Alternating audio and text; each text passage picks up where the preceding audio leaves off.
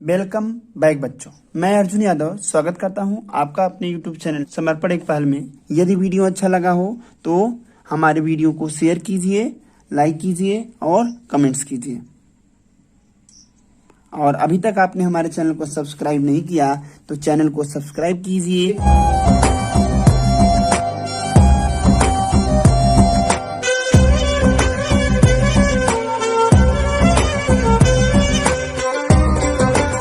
आज हम लोग पढ़ेंगे दोस्तों अध्याय 3 अव्यूह। क्लियर है? चलिए इसमें सबसे पहले हम लोग देखेंगे अव्यूह क्या है। एम पंक्तियों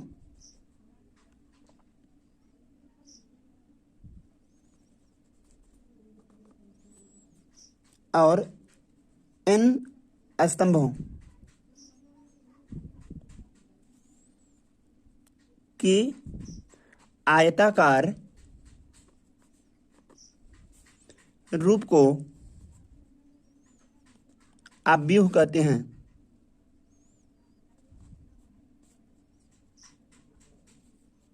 क्लियर है? फिर से समझिए, यम पंक्तियों और यन स्तंभों के आयताकार रूप को अव्यूह कहते हैं।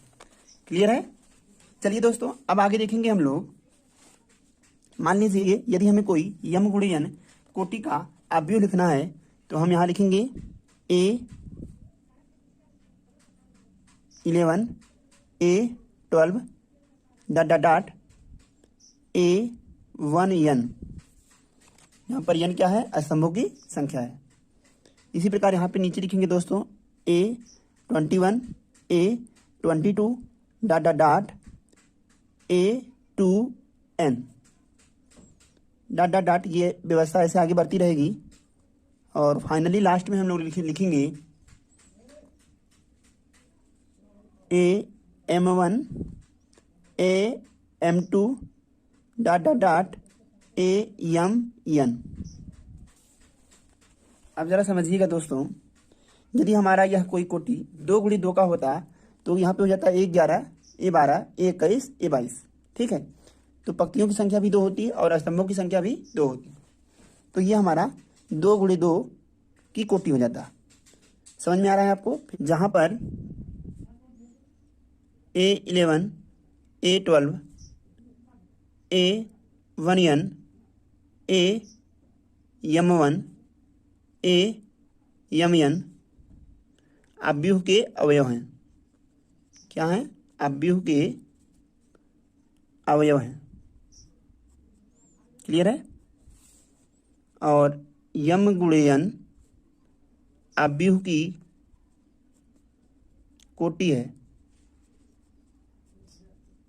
ध्यान दीजिएगा डियर स्टूडेंट, यम क्या है? पंक्तियों की संख्या है और एन क्या है? स्तंभों की संख्या है।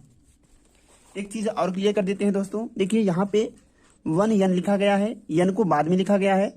ठीक है, और क्यों? क्योंकि यहाँ पे जो पहले आएगा वह पंक्तियों की संख्या होगा और जो बाद में आएगा वह स्तंभों की संख्या होगा।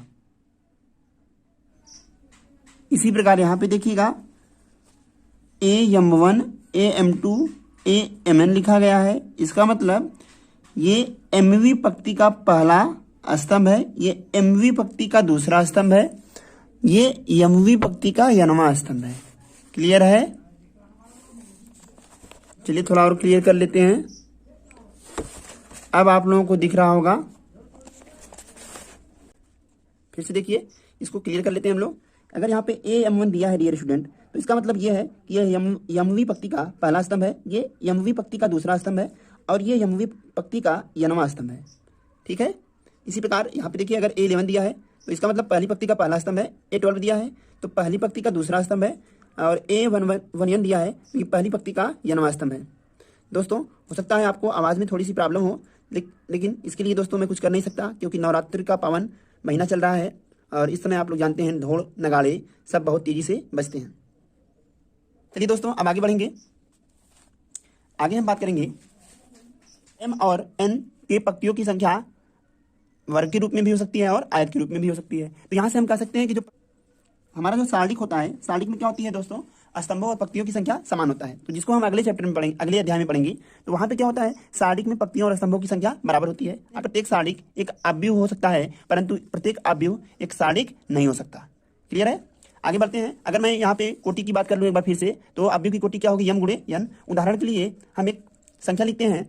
यहाँ पे देखिए, अगर हमने लिखा है 4 3 7 8, तो दोस्तों यदि हमें इसमें स्तंभों और पंक्तियों की संख्या ज्ञात करनी है तो हम लिखेंगे अवयव की कोटि, यहाँ पर अवयव की कोटि बराबर है 2 गुणे 2, जहाँ पर ये दोनों पंक्तियाँ हैं, जिसको हम पहली पंक्ति R1 और इसको दूसरी पंक्ति R2 कहते हैं, और ये दोनों जो इस तरह से दिख रहे हैं 4 7 और 3 7 स्तंभों की संख्या है, जिसको हम क्रमशः C1 और C2 लिखते हैं। दोस्तों आशा है आपको समझ में आ रहा होगा। जब आप ऊपर से नीचे की ओर आएंगे तो हमें स्तंभों की संख्या मिलेगी, परंतु जब हम बाएं से दाएं की ओर जाएंगे तो हमें पंक्तियों की संख्या मिलेगी। आई होप आप इस बात को अच्छी तरह से समझ चुके हैं। यहाँ पर यदि लिखा जाए पंक्तियों की संख्या क्या है, तो यहाँ पर 2 पंक्तियाँ हैं, और यहाँ पे मार्क कीजिए दोस्तों, यहाँ पे 2 रहेगा, और पंक्तियाँ 2 हैं और स्तंभ भी 2 हैं, स्तंभ भी 2 हैं। क्लियर है? चलिए आगे बढ़ते हैं। आगे देखेंगे हम लोग, यदि हमारे पास ये दिया गया है, देखिए थोड़ा सा इसको, अगर यहाँ पे लिखा गया है मान लीजिए 1 2 3, तो इसमें अगर हमें पंक्तियों और स्तंभों की संख्या ज्ञात करनी है तो दोस्तों हम कहेंगे यह अवयव की जो कोटि है यह है 3 गुणे 1। दैट मीन्स इसमें पंक्तियों की संख्या 3 है और स्तंभों की संख्या 1 है। क्लियर है? 3 क्या है, पंक्तियों की संख्या, और 1 क्या है, स्तंभों की संख्या। आशा है दोस्तों आपको ये समझ में आ रहा होगा। फिर भी यदि आपको कोई दिक्कत हो तो आप हमें कमेंट्स कीजिए, हम आपके प्रश्नों का उत्तर देने की कोशिश करेंगे। चलिए आगे बढ़ते हैं। अगला अब देखेंगे हम लोग अवयव के प्रकार। अवयव के प्रकार, अगली हेडिंग है अवयव के प्रकार। तो दोस्तों अवयव कई प्रकार के होते हैं, जिसमें से पहला हम लोग पढ़ेंगे स्तंभ अवयव। क्या पढ़ेंगे? स्तंभ अवयव। अब दोस्तों स्तंभ अवयव क्या है? स्तंभ अवयव ऐसा अवयव होता है जिसमें केवल एक स्तंभ होते हैं। फिर से, स्तंभ अवयव एक ऐसा अवयव है जिसमें स्तंभों की संख्या 1 होती है। तो लिख सकते हैं, यदि किसी अवयव में केवल एक स्तंभ हो, यदि किसी अवयव में केवल एक स्तंभ हो तो इसको हम स्तंभ अवयव कहते हैं। क्लियर है? चलिए दोस्तों दूसरा आएगा, नंबर 2 है पंक्ति अवयव। क्या है? पंक्ति अवयव। पंक्ति अवयव क्या होता है दोस्तों? पंक्ति अवयव एक ऐसा अवयव होता है जिसमें पंक्तियों की संख्या केवल 1 होती है। अभी हम इसकी एग्जांपल ले लेंगे, तो पहले परिभाषा देख लेते हैं। लिखेंगे ऐसा अवयव जिसमें केवल एक पंक्ति हो, केवल एक पंक्ति हो। क्लियर है? चलिए आगे देखेंगे हम लोग, इसकी एक एग्जांपल ले लेते हैं हम लोग, ताकि आप लोगों को ये भली भांति समझ में आ जाए। चलिए यहाँ पे एग्जांपल लेते हैं दोस्तों। तो ये देखिए, यदि हमारे पास मान लीजिए 3 6 9 ऐसे करके कोई अवयव दिया है, तो यहाँ पे आप देख पाएंगे कि यहाँ पे पंक्तियों की संख्या 3 है और स्तंभों की संख्या 1 है। तो इसको हम कहेंगे यह हमारा स्तंभ अवयव है। क्या है? स्तंभ अवयव। क्लियर है? चलिए वहीं पे यदि कोई संख्या ऐसे दिया हो 3 6 9, तो यहाँ पे देखिए पंक्तियों की संख्या कितनी है? 1 है और स्तंभों की संख्या 3 है। तो इसकी कोटि हो जाएगी 1 गुणे 3। कोटि क्या हो जाएगी? पहले पंक्तियों की संख्या, कितनी पंक्तियां हैं? 1। स्तंभ कितने हैं? 1 2 3। स्तंभों की संख्या 3 है। तो इस प्रकार हम कहेंगे यहाँ पे पंक्तियों की संख्या 1 है, इसलिए यह हमारा क्या कहलाएगा? पंक्ति अवयव। ठीक है बच्चों, आशा है ये आपको समझ में आ गया होगा। अब हम लोग आगे बढ़ते हैं। अगला नंबर है वर्ग अवयव। अगली हेडिंग है वर्ग अवयव। तो दोस्तों वर्ग अवयव एक ऐसा अवयव होता है जिसमें स्तंभों और पंक्तियों की संख्या समान होती है। ठीक है, एक बार फिर से समझते हैं। हम लिखेंगे ऐसा अवयव जिसमें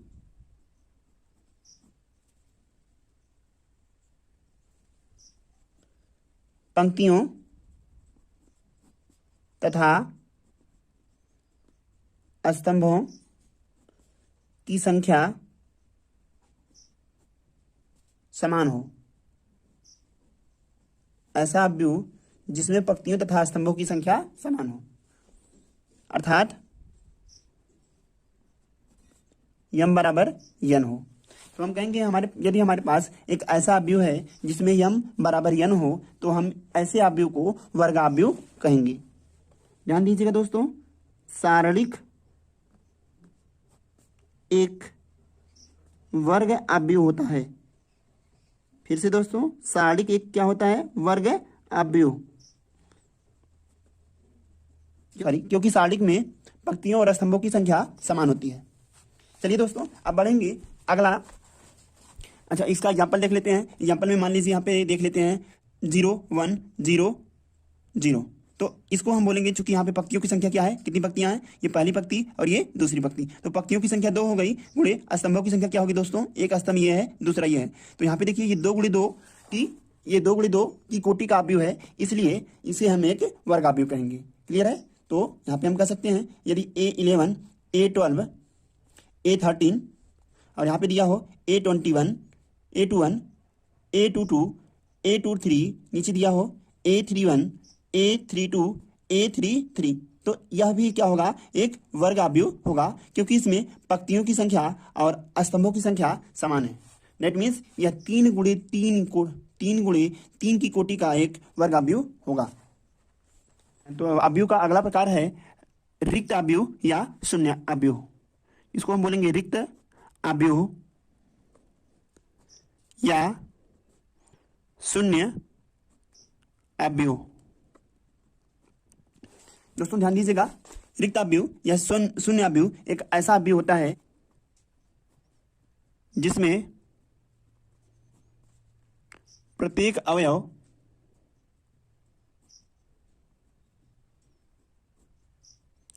शून्य हो।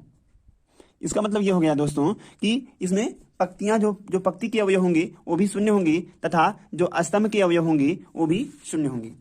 मैं आपको एक एग्जांपल देके समझाता हूं। यहाँ पे देखिएगा, यदि हम एक शून्य अव्यूह लिखने जाएंगे, 2 × 2 की कोटि का एक शून्य अव्यूह लिखेंगे तो यह आएगा 0 0 0 0। ठीक है? इसकी कोटि कितनी है? इसकी कोटि है 2 × 2। क्लियर है दोस्तों? अब आप यहाँ पे ध्यान दीजिएगा, रिक्त अव्यूह या शून्य अव्यूह का प्रत्येक अवयव क्या होता है? शून्य होता है। ठीक है? इसका मतलब ये नहीं है कि इसमें पंक्तियों और स्तंभों की संख्या शून्य होगी। इसमें पंक्तियां भी होंगी और स्तंभ भी होंगी, परंतु यहाँ पे सभी के सभी अवयव क्या होंगे? शून्य होंगे। चलिए दोस्तों, बढ़ते हैं अगले टाइप की तरफ। अगला टाइप है विकर्ण अव्यूह। क्या है? विकर्ण अव्यूह। विकर्ण अव्यूह एक ऐसा अव्यूह है जिसमें विकर्ण को छोड़कर विकर्ण अव्यूह एक ऐसा अव्यूह है जिसमें अव्यूह के मुख्य विकर्ण को छोड़कर शेष सभी अवयव शून्य होते हैं। फिर से देख समझिए दोस्तों, हम कहेंगे ऐसा अव्यूह जिसमें मुख्य विकर्ण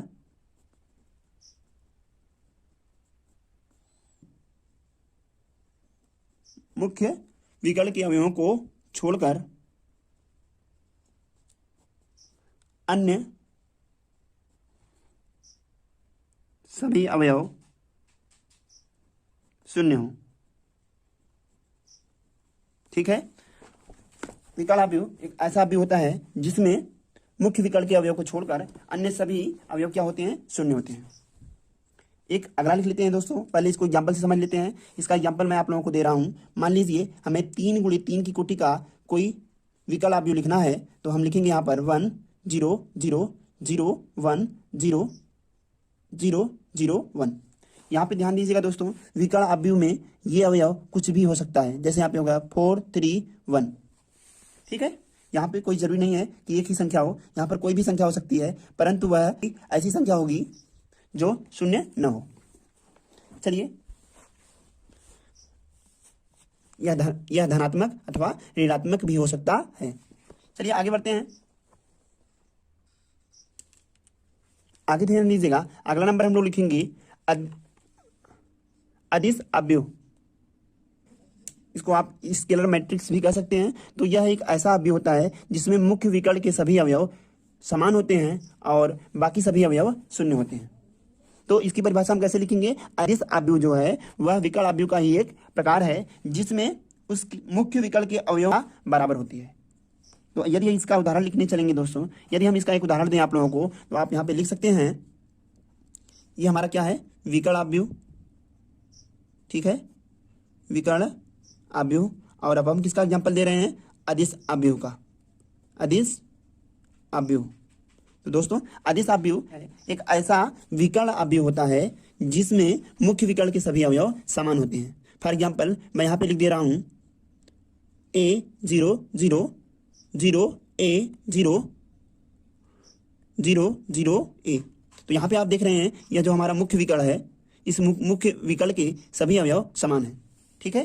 तो यदि किसी मुख्य विकर्ण के सभी अवयव समान हैं तो ऐसे अवयव को अदिश अवयव कहते हैं। क्लियर है? फाइनली हमारा अगला अवयव है इकाई या तत्समक अवयव। इकाई या तत्समक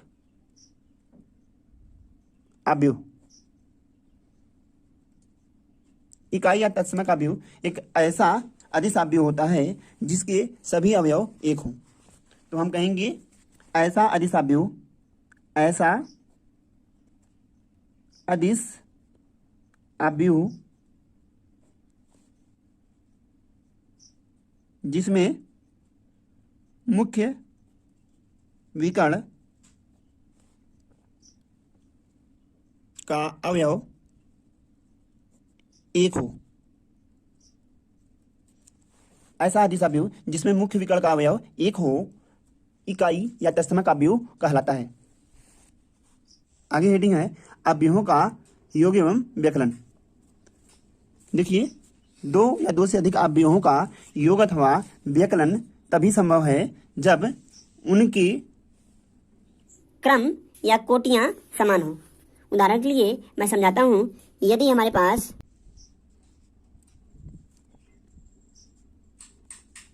2 × 2 की दो अवयव हैं तब इनका योग अथवा व्यकलन संभव है, ठीक है। देखिए यहाँ पे इसकी कोटि कितनी है? 2 × 2 और यहाँ पे कोटि कितनी है? 2 × 2। तो यदि दो हमारे पास दो या दो से अधिक ऐसे अवयव हैं जिसमें उनकी जो कोटियों का क्रम यदि दो अवयवों का क्रम अथवा कोटि समान हो तो हम उन्हें जोड़ सकते हैं अथवा घटा सकते हैं। परंतु दोस्तों यदि दो अवयवों की कोटि या क्रम समान न हो अर्थात वे भिन्न भिन्न हो तो इनका योग अथवा व्यकलन संभव नहीं है। मैं आपको समझाता हूँ। देखिए, इसको हम जोड़ेंगे तो ये आएगा दोस्तों, पहले में पहला जुड़ जाएगा।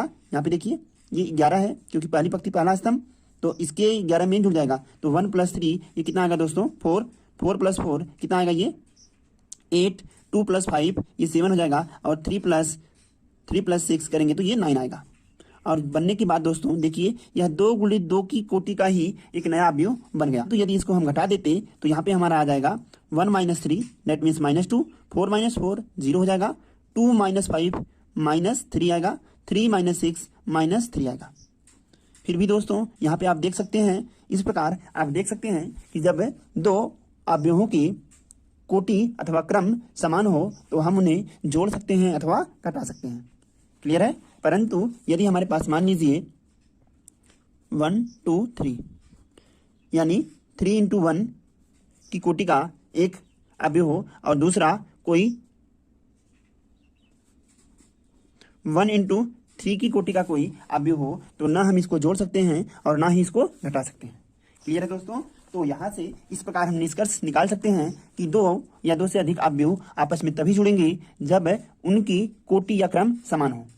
क्लियर है? यहाँ पर देखिए ये 3 × 1 की कोटि है और ये 1 × 3 की कोटि है। चूंकि यहाँ पे m × n और यहाँ पर m × n भिन्न भिन्न है, इसलिए चूंकि यहाँ पर कोटियों का क्रम भिन्न भिन्न है अतः यह दोनों अवयव जोड़े अथवा घटाए नहीं जा सकते। क्लियर है? चलिए अब आगे हम लोग देखेंगे अवयवों का गुणन। चलिए दोस्तों इसमें क्या होगा, मान लीजिए यहां पर हमारे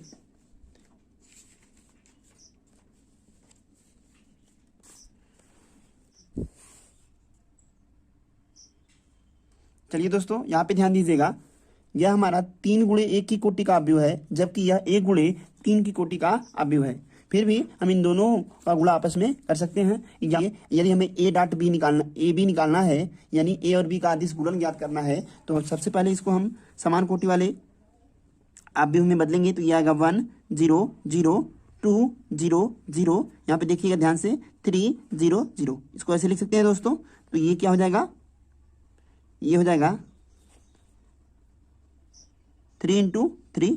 अब यहाँ पे ध्यान दीजिएगा दोस्तों, ये कितना है 4 6 8, यहाँ पे हम कर सकते हैं 0 0 0 0 0 0। क्लियर है? तो ये क्या आएगा, ये आ जाएगा 3 इंटू 3। अब देखिए यहाँ पर दोनों अवयवों की कोटियाँ अथवा क्रम समान हो चुके हैं, तो इसका हम आसानी से गुणा कर सकते हैं। क्लियर है?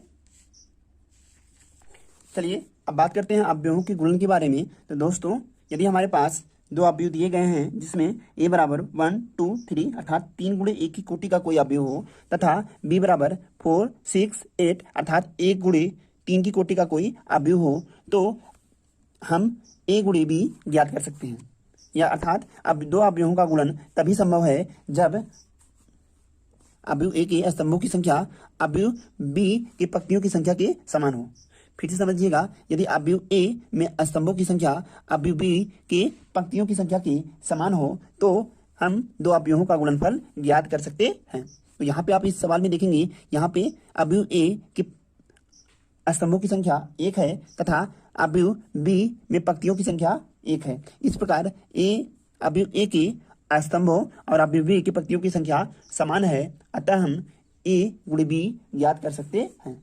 और इन दोनों के गुणनफल में दोस्तों यहाँ से देखिए 1 और ये 1 हट जाएगा, तो यहाँ पे बचेगा 3 गुणे 3, अर्थात जो हमारा नया अवयव बनेगा वह 3 गुणे 3 की कोटि का एक वर्ग अवयव होगा। ठीक है, चलिए अब इसको हम सॉल्व कर लेते हैं। देखिए इसको 1 2 3 को लिखेंगे 1 2 3, बाकी सब अवयव नहीं है तो क्या करेंगे 0 कर लेंगे।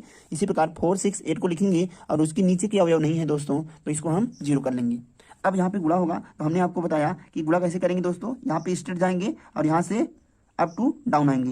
दैट मीन्स 1 का 4 में, 0 का 0 में और 0 का 0 में गुणा होगा। तो ये आ जाएगा दोस्तों 4 1 जा 4 प्लस 0 इंटू 0 0 आएगा, प्लस 4 0 इंटू 0 दैट मीन्स 0 हो जाएगा। पुनः दोस्तों यही क्रिया हम इस स्तंभ के साथ दोहराएंगे, तो यानी पंक्ति 1 0 0 का गुणा अब हम स्तंभ 6 0 0 में करेंगे। तो ये आएगा 6 1 जा 6 प्लस 0 इंटू 0 0 प्लस 0 इंटू 0 बराबर 0। अब यहाँ पे देखिए यही क्रिया हम स्तंभ 3 के अवयव के साथ दोहराएंगे, तो 1 का 8 में मल्टीप्लाई होगा 8 प्लस 0 प्लस 0। दोस्तों अब ये क्रिया हम पहले अवयव की दूसरी पंक्ति का गुणा दूसरे अवयव की पहले स्तंभ के साथ करेंगे। दैट मीन्स 2 0 0 का गुणा 4 0 0 में होगा। तो देखिए 2 4 जा 8 आएगा, प्लस 0 इंटू 0 0 आएगा, प्लस 0 इंटू 0 0 आएगा। क्लियर है? इसी प्रकार अब हम पहले अवयव की दूसरी पंक्ति का गुणा दूसरे अवयव की दूसरे स्तंभ के साथ करेंगे। दैट मीन्स 2 0 0 का गुणा 6 0 0 में होगा। तो 2 6 जा 12 हो जाएगा, प्लस 0 इंटू 0 0 प्लस 0 इंटू 0 0 आएगा। अब दोस्तों यही क्रिया हम दूसरे अवयव के तीसरे स्तंभ के साथ करेंगे, अर्थात पहली पंक्ति के दूसरे स्तंभ का पहले अवयव की दूसरी पंक्ति का गुणा दूसरे अवयव के तीसरे स्तंभ के साथ करेंगे। तो 2 8 जा 16 प्लस 0 प्लस 0 प्राप्त होगा। अब दोस्तों पहले अवयव की तीसरी पंक्ति का गुणा अब हम पहले अवयव की तीसरी पंक्ति का गुणा दूसरे अवयव के पहले स्तंभ के साथ करेंगे। तो 4 1 जा 4, बाकी सब 0 हो जाएंगे। फिर पहले अवयव की तीसरी पंक्ति का गुणा दूसरे अवयव के दूसरे स्तंभ के साथ करेंगे। तो 3 6 जा 18 प्लस 6 0 हो जाएंगे दोस्तों। फिर पहले अवयव के तीसरी पंक्ति का गुणा तीसरे अवयव के तीसरे स्तंभ के साथ करेंगे। तो 6 3 जा 18 प्लस 0 हो जाएगा। ठीक है, चलिए अब इसको फाइनली हम सॉल्व कर लेंगे। तो ये हमारा आएगा 4 8 4 6 12 18 8 16 18। क्लियर है दोस्तों? चलिए अब आगे बढ़ेंगे हम लोग।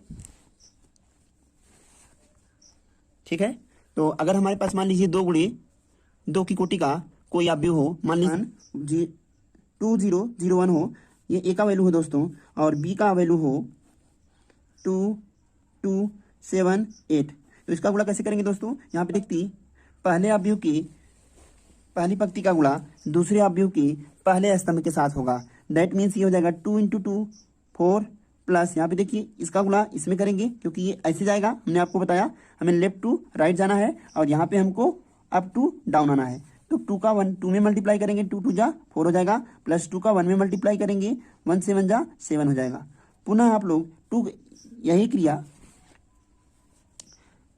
क्रिया दूसरे अवयव की दूसरे स्तंभ के साथ दोहराएंगे, तो 2 × 2 4 हो जाएगा, प्लस 1 × 8 8 हो जाएगा।